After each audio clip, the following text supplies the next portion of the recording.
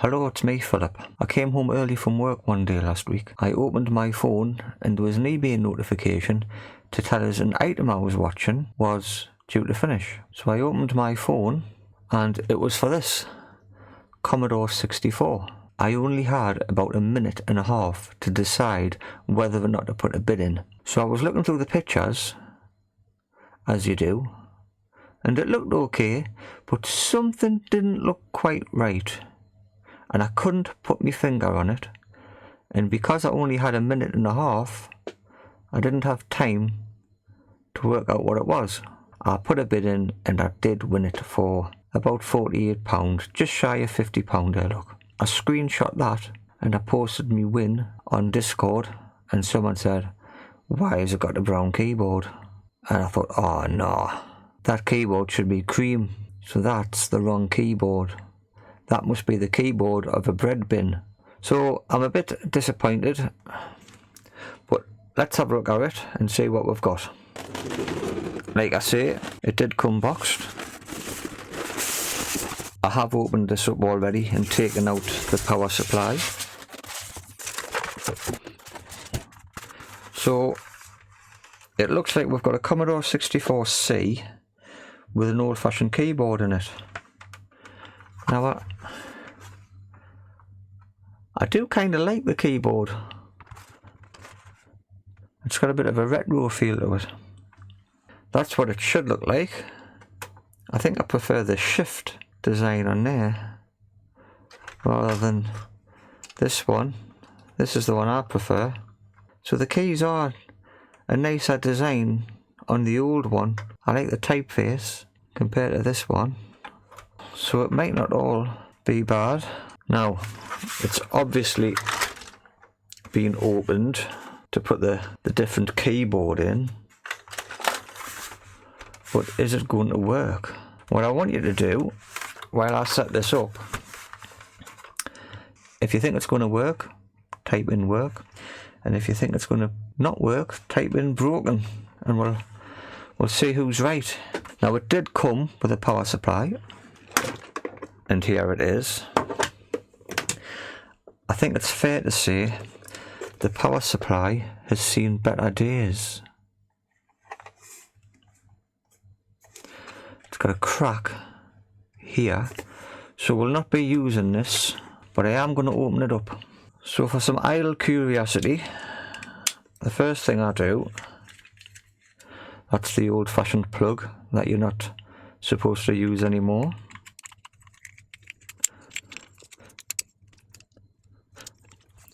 It's got a 13 amp fuse in, but the wiring looks okay. But because everybody tells me these power supplies go rogue, I am not going to use this one. And I think by how bad this outer case is, it's probably not worth trying to fix. Although the new power supplies are around £50. If it's all you've got, it's all you've got. But you will want to use a Commodore 64 power saver.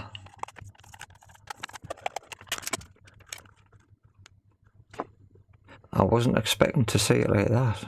That capacitor looks okay. I can't see the MOSFET or the power transistor. I'm assuming it's connected to this heatsink down there somewhere, but we'll not bother switching that on just yet, because I do have a working power supply. I've lost a screw already, but I've got a feeling it's inside because I can hear a rattle. It is. It's a good job I didn't plug that in. All hell would have broken loose. Okay, main event. Before I test it, I am going to open it and look for any signs of damage.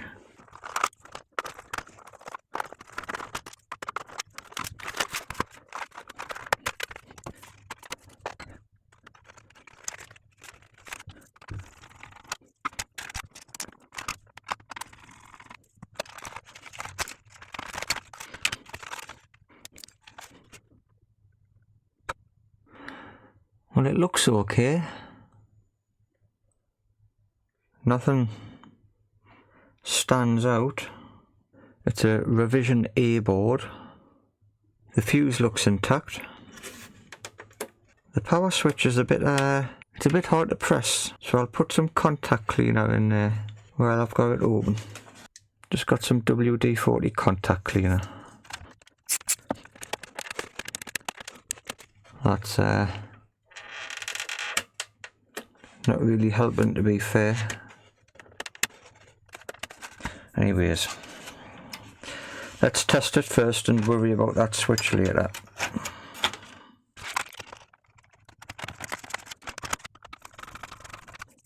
I'm putting these 2 screws in for the keyboard, because if I don't, I'll probably lose them.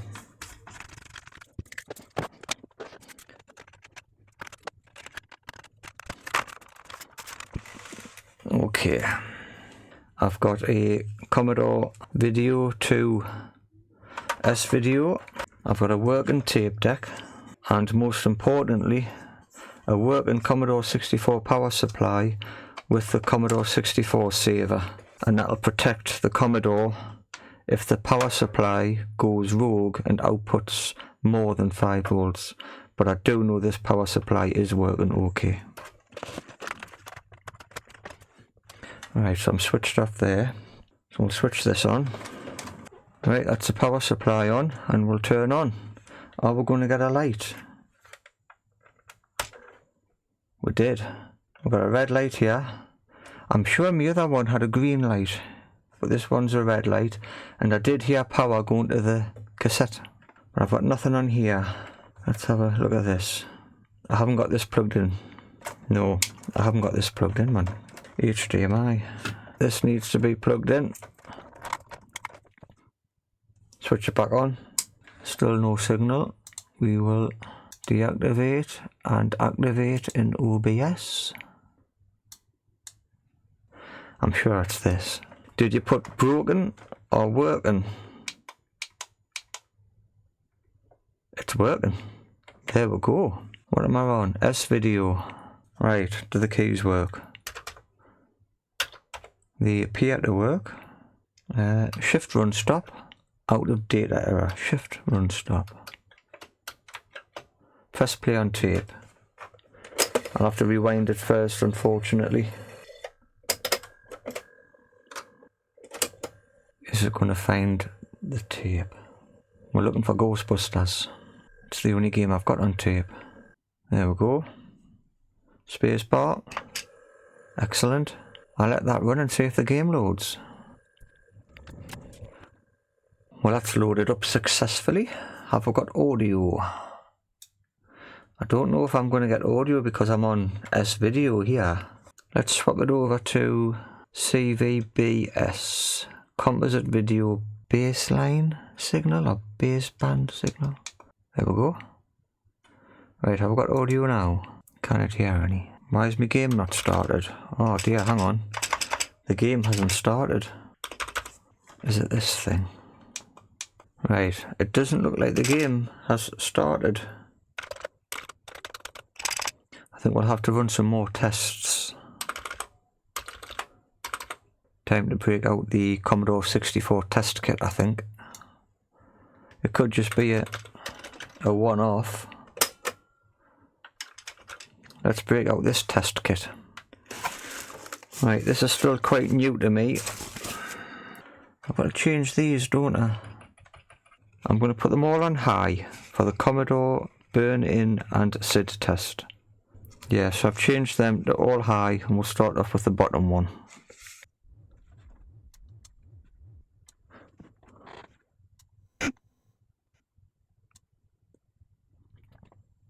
I've used this test before on me other Commodore 64 and it didn't get this far.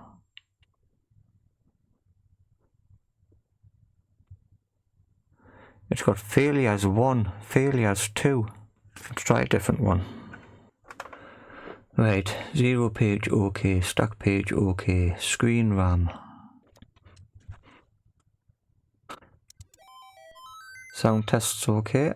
I got some sound there. Is that it? Just going to go round again, isn't it? Try another one. Right, this is Dr. 64. I don't have the keyboard tester plugged in, so that might come up as a fault.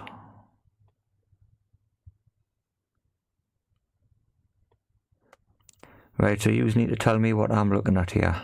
Keyboard's going to be bad, because it's not plugged in. The cassette, I haven't got the cassette plugged in, but I've got this little gadget plugged in. U2 says it's bad. And user port says it's bad. Interrupt U2. That's one of the SIA chips, I think. Let's try some games. So we've got this little SD card thing plugged in with the fast loader here. And we'll switch on. And it comes up fast load. So if I remember rightly, it's load star. And it was VHF Gamer told me it was ,8, ,1. And I think you can get away with ,8. Loading, run. There we go. Joystick, Commodore 64. And I think I tried 1942 last time. So I don't know which one to try. Oh, I've got a light on here. Takes its time. Come on. I don't think it's working. I might have a problem. I'll switch off. Right, load. ,8. Run. I'm gonna go for... I'm sure I was playing Ghosts and Goblins last time. That looks promising. Ghosts and Goblins. Press place. Space to start. Space again. No. High score trainer. I'll just put yes. Oh, no. Read it properly, Philip. High score or trainer. Trainer. Do you want to have endless lives? Yes. Do you want to have endless time? Yes. Invincible? Well, yes. Then I don't have to worry about being killed. Starting weapon. Well, I've never had an axe, so we'll have an axe. Never lose the chosen weapon. Yes. Starting level 1 to 4. 1. Commodore key for level skip. Yes. Brilliant. Right, so.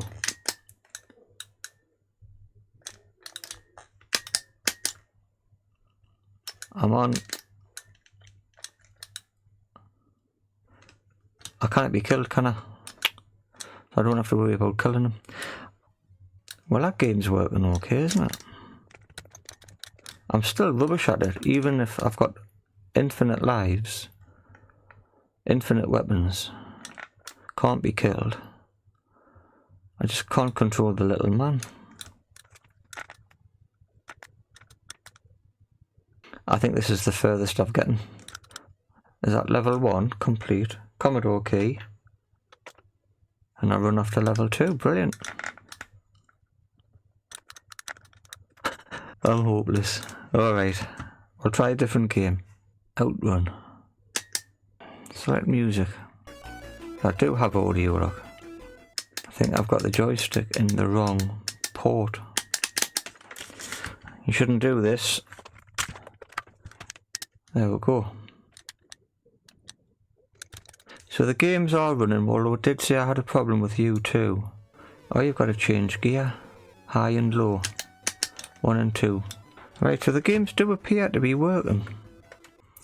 Right, this is R-Type. And we're met with a blank screen. So that's not working. Oh, it is working.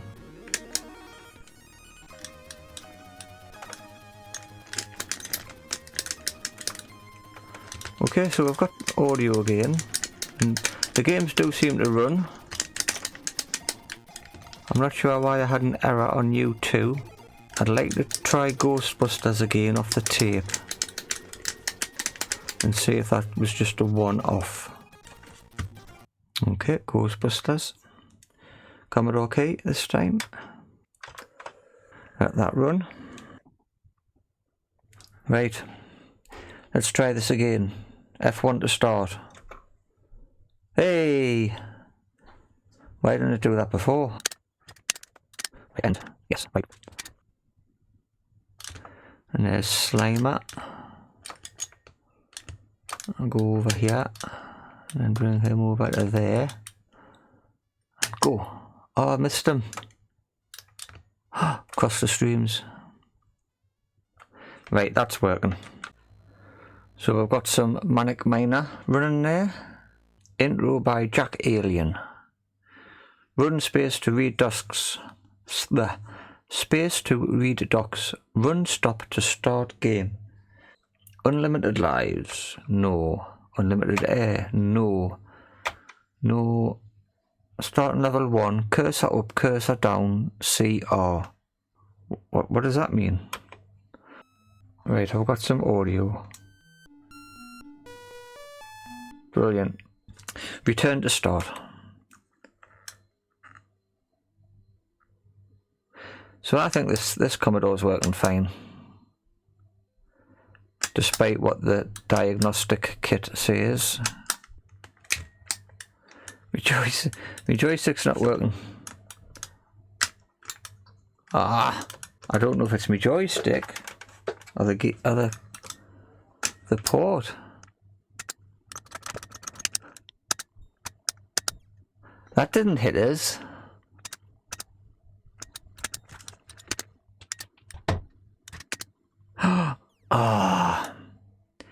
Well, that's working. I'll try a different one. Right, last game. Monty Mole. How do I start it? This isn't Monty Mole. That's not the Monty Mole I'm thinking about.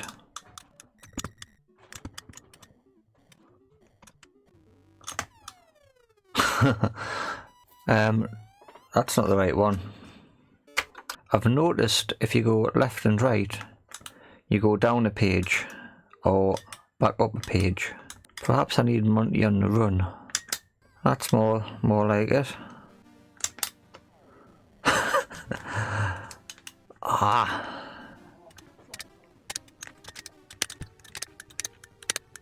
Right. Score 50. Oh no. Oh, Howie.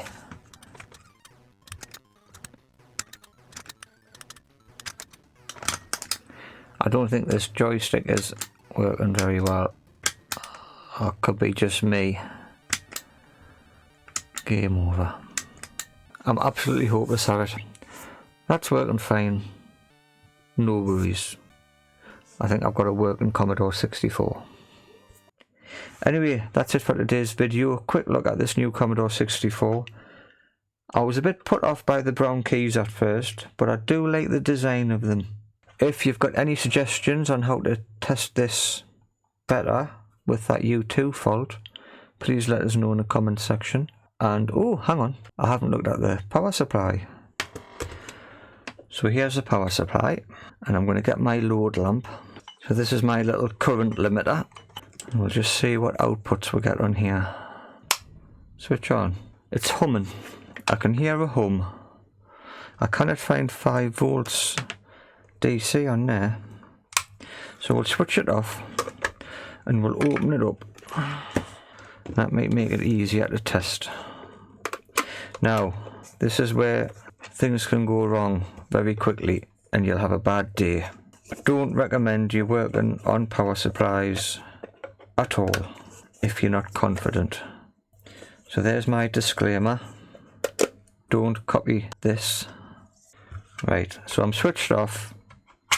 I'm unplugged just to make extra sure. But there could still be live voltage in here. So that's what you've got to be careful of. So we'll go on continuity and we'll carefully test these 2 fuses. That one's okay. And that one's okay. The bottom pin for DC ground is the green cable. Pin 4 and 5, which is 5 volts DC, is the white cable. And AC, which is pins 6 and 7, is yellow and brown, which is confusing us a little bit. But that might be correct because it is AC. I'm not sure. So I'm going to be very careful, and I'm going to plug this back in and switch on. So that's now live. And I'm going to go to AC, and I'm going to test between yellow and brown. And I got 10 volts, and that should be 9 volts AC.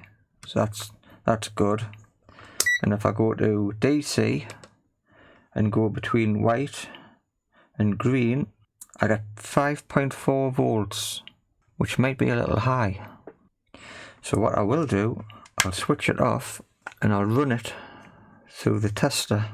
Now what I'm hoping is, if this is too high, I shouldn't get an output on here. But I'm hoping it doesn't break this saver if it is too high. So let's switch on. Put that in there. Yeah, that doesn't seem to be outputting. Outputting a -6, which is odd. Let's test that on my known oh no, look. Well, that's blown it, hasn't it? That's the pin out my tester. I think that might be game over. It's all going pear-shaped.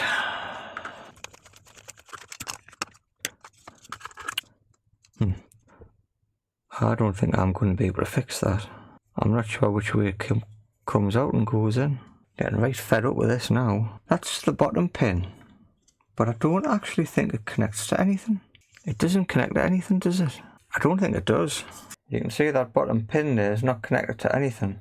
The blue cable and the white cable are 9 volts AC, and the black and the red are 5 volts and ground. So I should be okay. So I think I'm good to carry on and leave that out.